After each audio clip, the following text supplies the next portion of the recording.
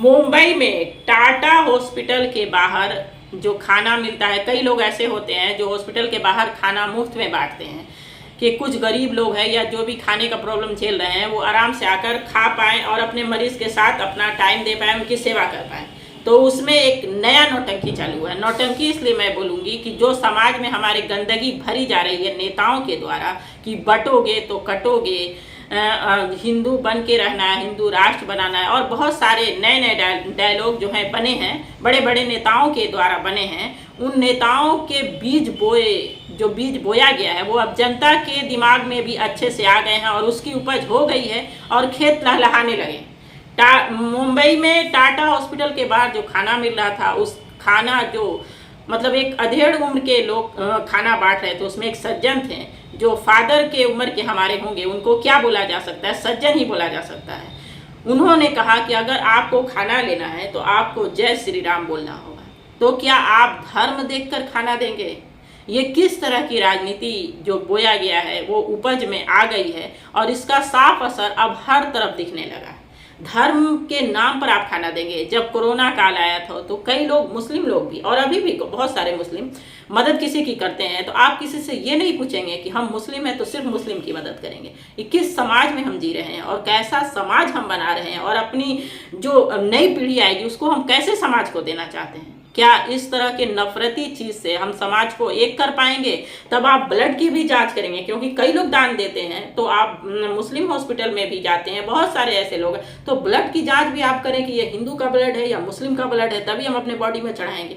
इस तरह की राजनीति देखकर बहुत घोर चिंता का विषय बन गया है कि किस देश में हम रह रहे हैं। क्या यहाँ इसी तरह की राजनीति होगी? अगर आप कहीं सफर कर रहे हैं और किसी का भी रोड पर एक्सीडेंट होते हुए देखें तो क्या आप मदद नहीं करेंगे? आप उससे पहले उसका आधार कार्ड मांगेंगे, उसका जांच करेंगे कि अगर आप हिंदू हैं तो वो मुस्लिम होगा तो मदद नहीं करेंगे, अगर आप मुस्लिम हैं तो वो हिंदू होगा तो आप मदद नहीं करेंगे। ये सब भेदभाव जो है ना, ये सब नेताओं का जो बोया हुआ बीज है, इस पर आप नहीं चलें। क्योंकि जब आप एक्सीडेंट हो जाता है या आपके ऊपर बहुत बड़ी परेशानी आ जाती है तो आपके पड़ोस में ये नहीं पड़ोसी देखेगा कि आप मुस्लिम हैं कि हिंदू हैं। कोई भी पर्सन, अगर हम मुस्लिम हैं और बगल में कोई हिंदू पर्सन रहता है, पड़ोसी है हमारा, तो उस वक्त नहीं देखेगा कि हाँ इस पर्सन से हम मदद क्यों करें। वो डायरेक्ट आकर आपकी मदद करेगा। बाद में वो अपना धर्म देखेगा, क्योंकि इंसानियत सबसे बड़ी धर्म है। हमको पढ़ाई और संविधान सब यही सिखाता है कि पहले इंसानियत है, उसके बाद कोई भी धर्म आता है। और सबसे बड़ा ये सोचने की बात है कि कोई भी धर्म किसी का भी बुरा करने को नहीं सिखाता है। सब धर्म एक दूसरे का सम्मान और प्यार, भाईचारा बनाने के लिए सिखाता है।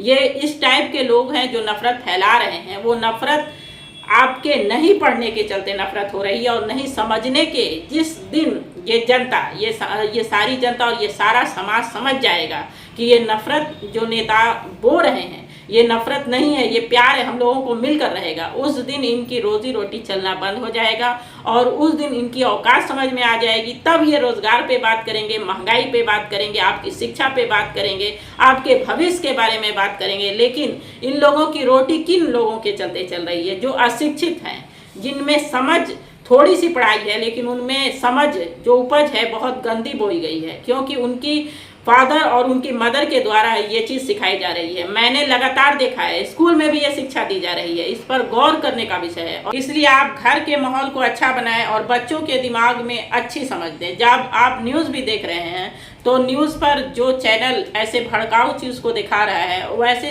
चैनलों से आप बचें और बच्चों को भी बोले कि इस टाइप का चैनल नहीं देखें, क्योंकि आज जो नफरत भरी जाएगी वो बाद में बहुत बड़ा बम बनकर समाज में फैलेगी और एक के चलते कई लोग इसका नुकसान झेलेंगे। इसलिए उम्मीद कर रहे हैं कि आप लोग मेरी बात अच्छे से समझ रहे होंगे और अपने लोग, अगल बगल जितने लोग हैं उनको भी समझाने की कोशिश करें, क्योंकि किसी भी नफरत को प्यार से ही मिटाया जा सकता है। नफरत को नफरत से ना कभी काटा गया है और ना कभी काटा जा सकता है। इसलिए प्यार मोहब्बत से रहें, आपस में भाईचारा बनाकर रहें, एक दूसरे की मदद करें, ना कि एक दूसरे के चीज़ पर हंसें और मजाक उड़ाएं। इस तरह के टॉपिक से बचें और अच्छा भाईचारा बनाकर हम देश को एकजुट, जैसा पहले था इंडिया वैसे ही इंडिया बनाकर रखना है। उम्मीद करते हैं कि आप लोगों को मेरी बात समझ में आई होगी। अगर वीडियो पसंद आ रहा है तो आप सब्सक्राइब करें, लाइक करें, आगे शेयर करें। धन्यवाद।